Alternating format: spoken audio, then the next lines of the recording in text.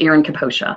I am an early childhood special education social worker, and I work at Rittner Early Childhood and Ladue Early Childhood. I have been a licensed clinical social worker for a long time, since 2004, and I have been a registered play therapist for about 8 years. So today I am going to talk to you guys a little bit about anxiety, what it looks like in early childhood, and yeah. So first off, let me share my screen with you. How it presents during the early childhood years. I really liked this picture of this dog because this reminds me a lot of my dog at home. All right, let's move on. So what is anxiety? It's an unpleasant state of inner turmoil, often accompanied by nervous behavior, restlessness, fatigue, problems in concentration. Some things that you will see in young children is increase in questioning, crying, chewing their fingers or their clothes, difficulty falling asleep, appearing frozen at times, a decrease or increase in their speech, and complaints of physical symptoms like their tummy hurts. It is completely underrecognized and undertreated in children because children do not know how to communicate their feelings to adults. It is an internalizing disorder, more inward distress than disruptive behavior sometimes for some kids. And anxiety is catchy, can easily be passed on by nature and nurture. Humans experience anxiety. However, too much anxiety or general nervousness at inappropriate times can interfere with everyday life. So what other things that you might see in at the early childhood level, you guys can read through them. I don't need to read through all of them. I'll give it a minute. So some of these symptoms should be more than 1 month in duration and impair functioning. So if they're just doing it for a week or two, really needs to be more than 1 month in duration and impair functioning. So again, I'll name a couple: restlessness or feeling keyed up, irritability, muscle tension, psychosomatic complaints. Those are all things that you might recognize in your kids at the early childhood level. But guess what? There is good news. Anxious children want to get help. They want to get better. They're motivated to change and learn those coping skills. Our bodies are designed to be regulated, and we learn coping skills, good and bad. So I want you to think about maybe some of the responses that you might have said to one of your kids, like, "What's wrong with you? Why are you acting so shy? Oh, you're fine. Just go. You'll be fine once you get there. Stop doing that." I'm guilty of doing that too. I've got 4 kids, and I am absolutely guilty of doing that.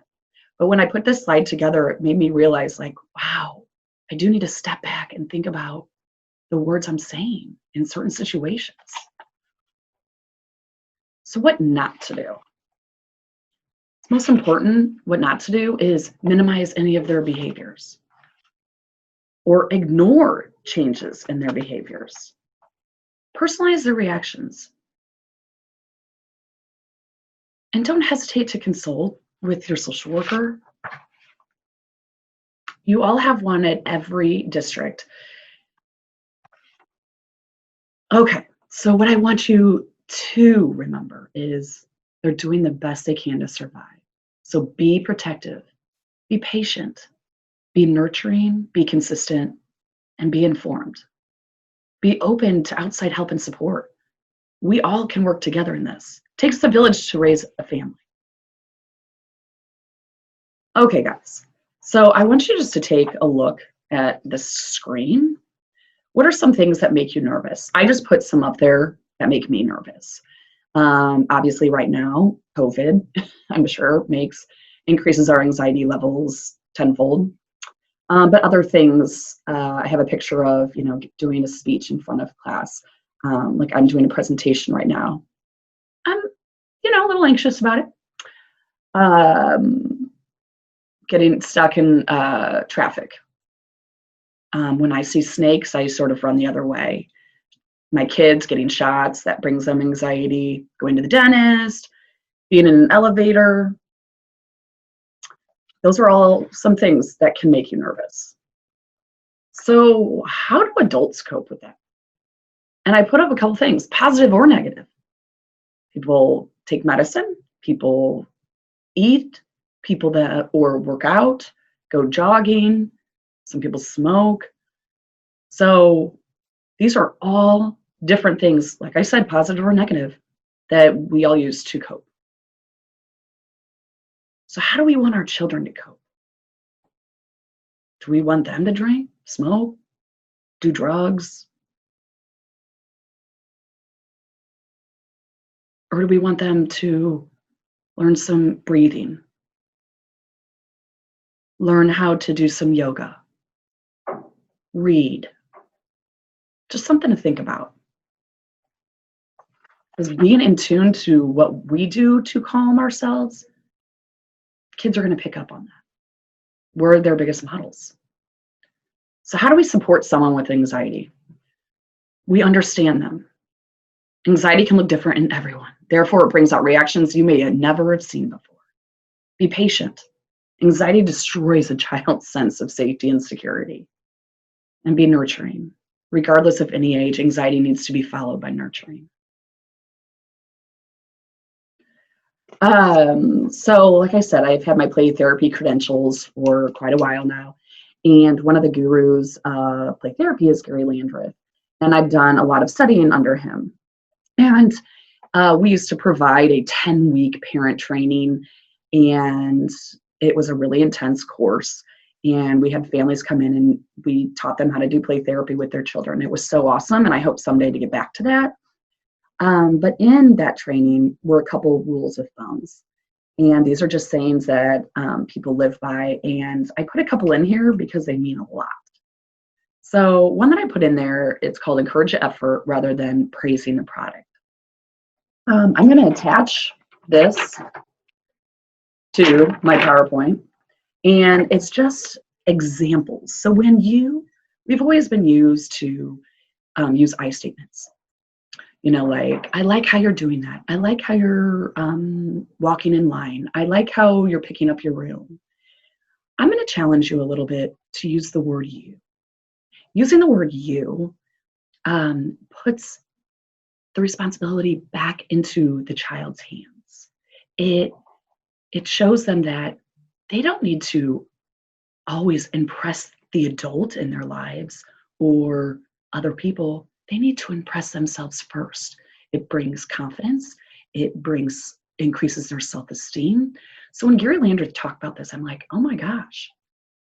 Yes, I do want my kids to, impress me, but I'd rather them impress themselves. So let me give you an example. So instead of saying like, I like how you did that, or I like how you cleaned your room, like I used earlier. You did it. You figured it out. You know just how you want that to look. You're really sticking with it. You worked so hard on that.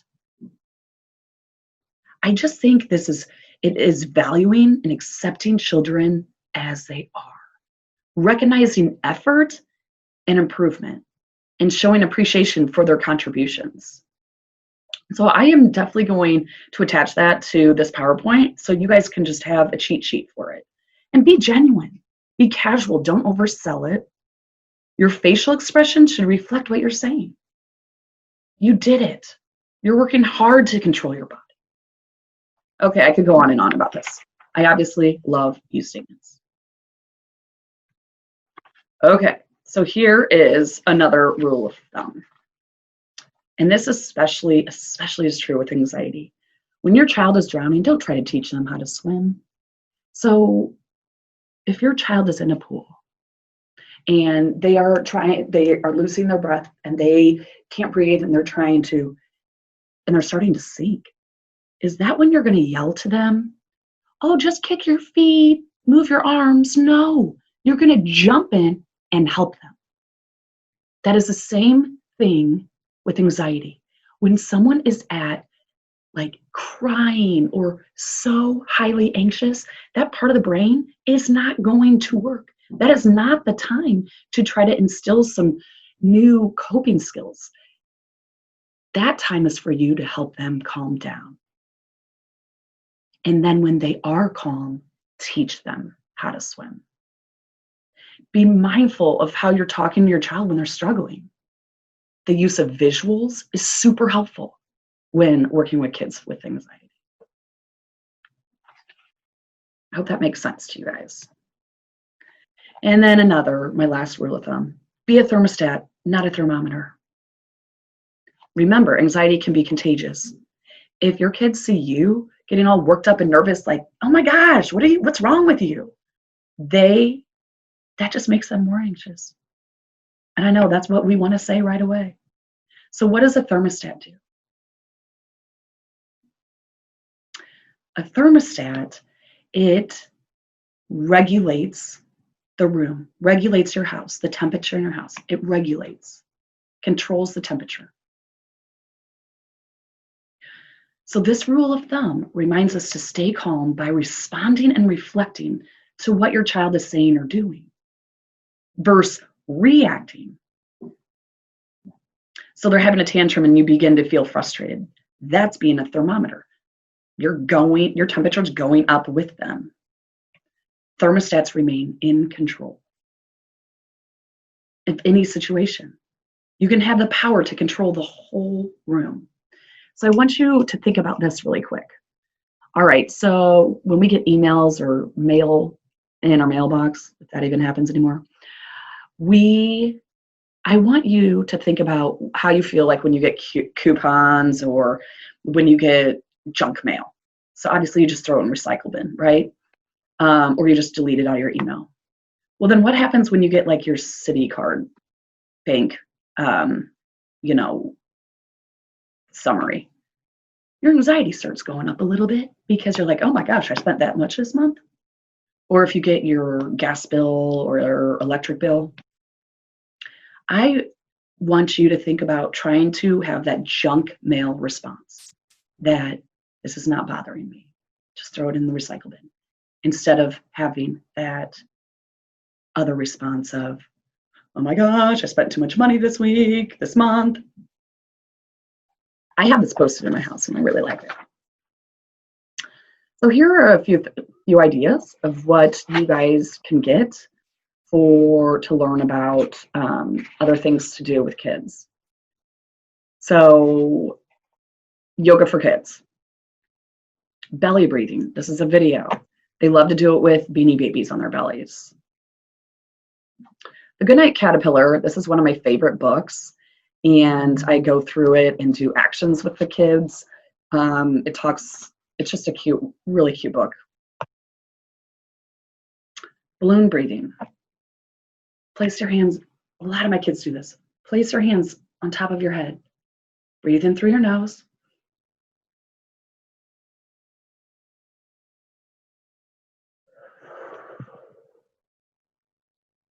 You're an imaginary balloon. Let's try it again.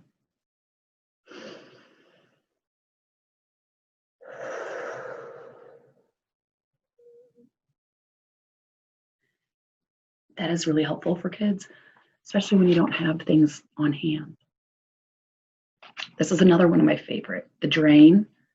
Squeeze your arms and then release.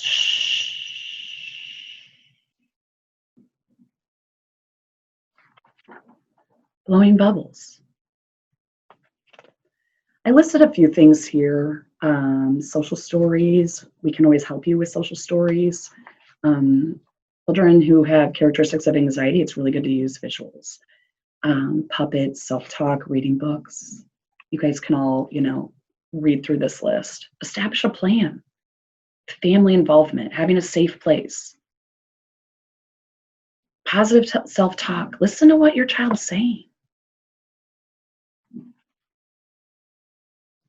And then here's a list of children's literature. And I have some of these books if you guys want to borrow them, or they're not too bad on Amazon. So taking the next step, this is a very short, minimal video.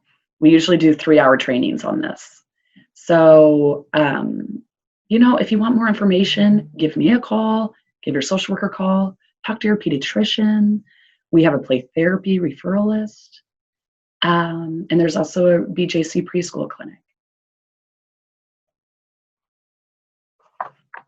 These are helpful websites and tools that I used to make this.